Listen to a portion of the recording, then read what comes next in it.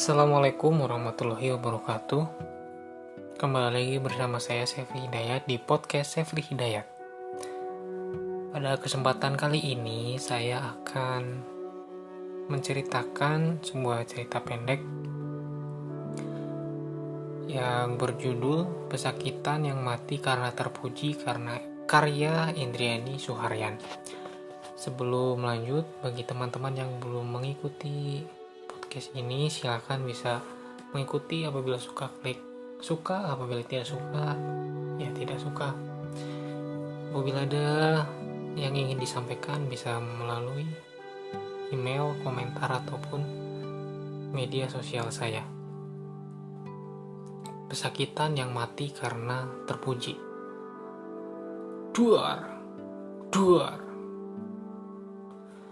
Suara tembakan terdengar berkali-kali dalam radius beberapa kilometer dari lapas.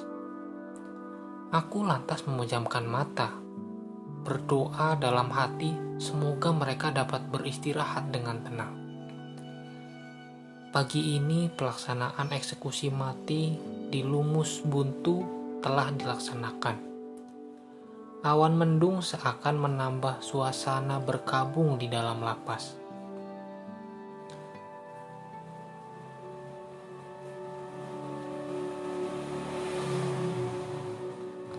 Dari balik sel penjara, samar-samar ku dengar beberapa napi yang menangis.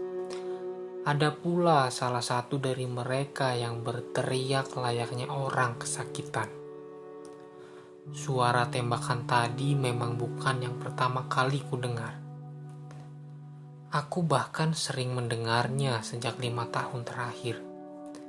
Namun, hal yang paling menyesakan setiap kali mendengar suara tembakan itu adalah ingatanku akan ibu. Perlahan, pikiranku kembali mengingat bagaimana sikapnya saat pertama kali mengetahui bahwa aku telah ditetapkan sebagai seorang narapidana. Harus tinggal di Pulau Nusa Kambangan yang lebih dikenal dengan sebutan Pulau Hantu, di mana setiap tahunnya terdapat tahanan napi yang mati karena dieksekusi. Gin, piye iki? Ibu harus apa? Begitu kata ibu dengan mata yang sembab. Berkali-kali ia memelukku, bersamaan dengan air matanya yang kembali terjatuh setiap kali melakukan hal itu. Aku menggenggam tangannya, lantas menciumnya.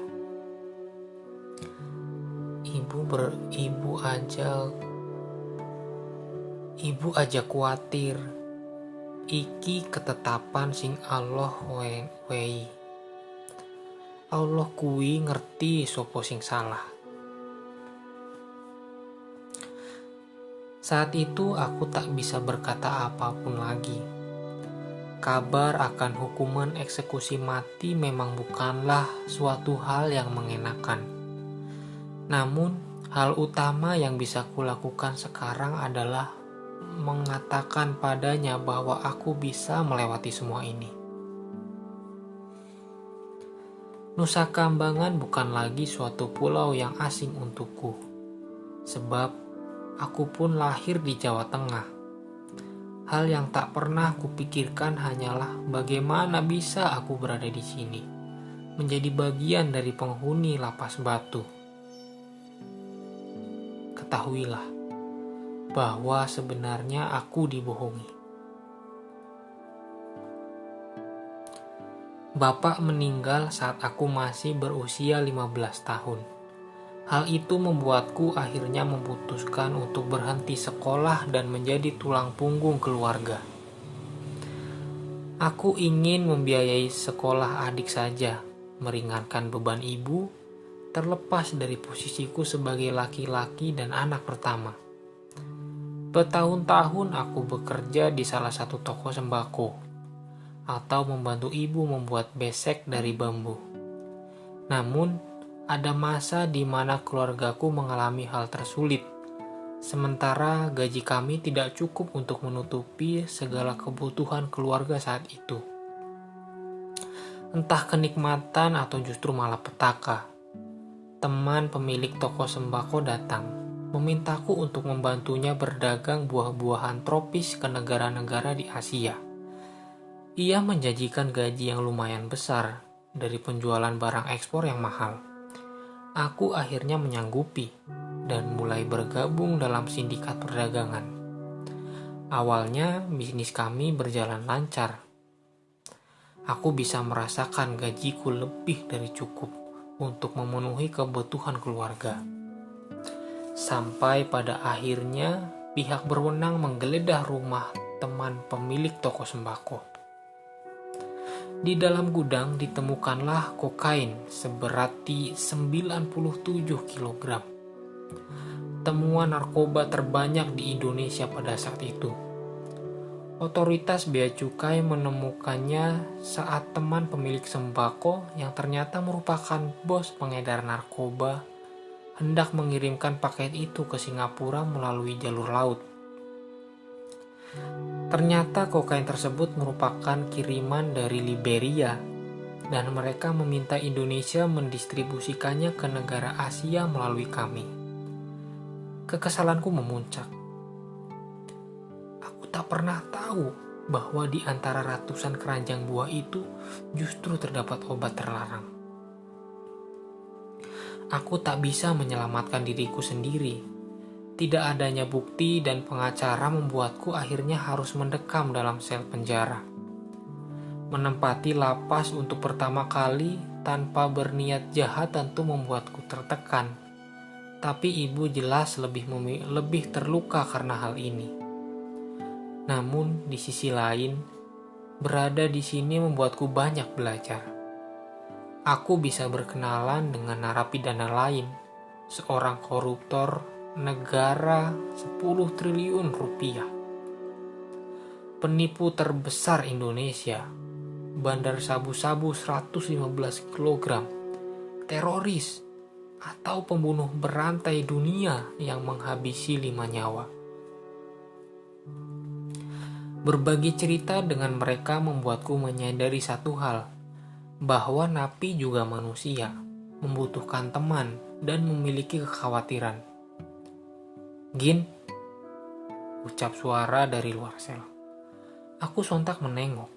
Sosok laki-laki paruh baya berseragam sudah berdiri di depan sel milikku. Pak Kresna, kataku. Pak Kresna tersenyum, raut wajahnya seakan hendak mengabarkan sesuatu, seperti sebuah kabar gembira.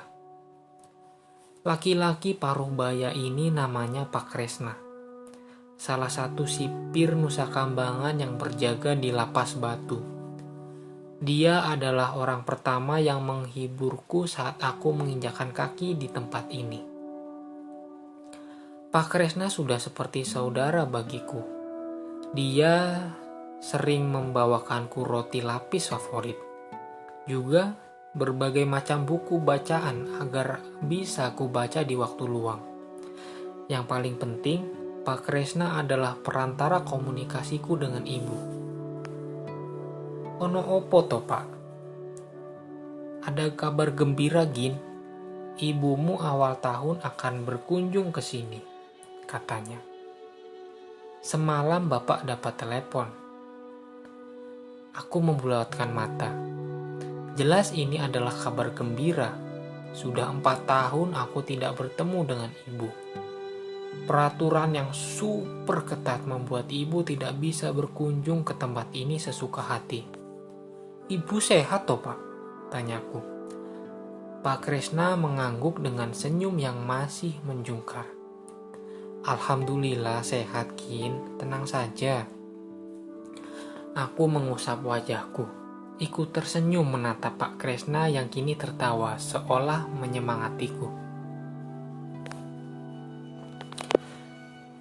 Semenjak kabar gembira dari Pak Kresna, aku lebih bersemangat dalam menjalani hari. Sampai 2 bulan sebelum kunjungan ibu ke lapas, kabar tak mengenakan itu kuterima. Sebuah kabar yang membunuh semangatku.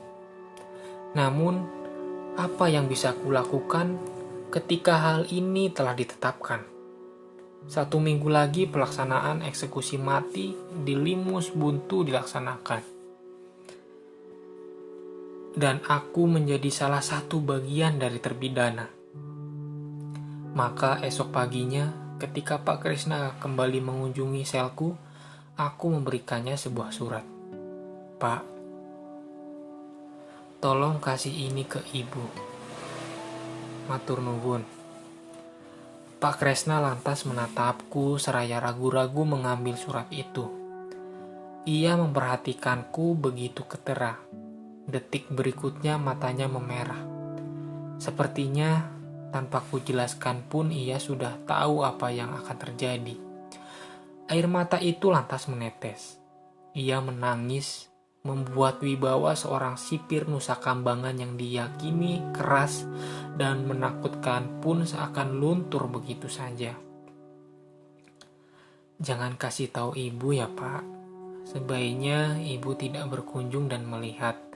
Sampaikan saja suratnya, kataku. Pak Kresna hanya diam, matanya sudah terlihat sembab. Sing kuat yokin, katanya kemudian. Aku mengangguk sambil tersenyum tipis. Sekeras apapun aku memberontak, tidak bersalah, aku tetap telah melakukannya. Bukankah hukum tidak berbicara tentang intensi, melainkan tentang tindakan dan bukti?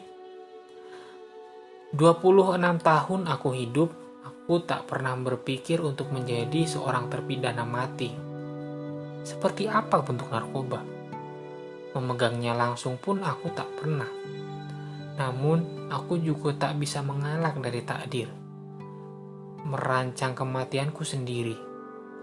Aku meyakini hidupku tak sia-sia.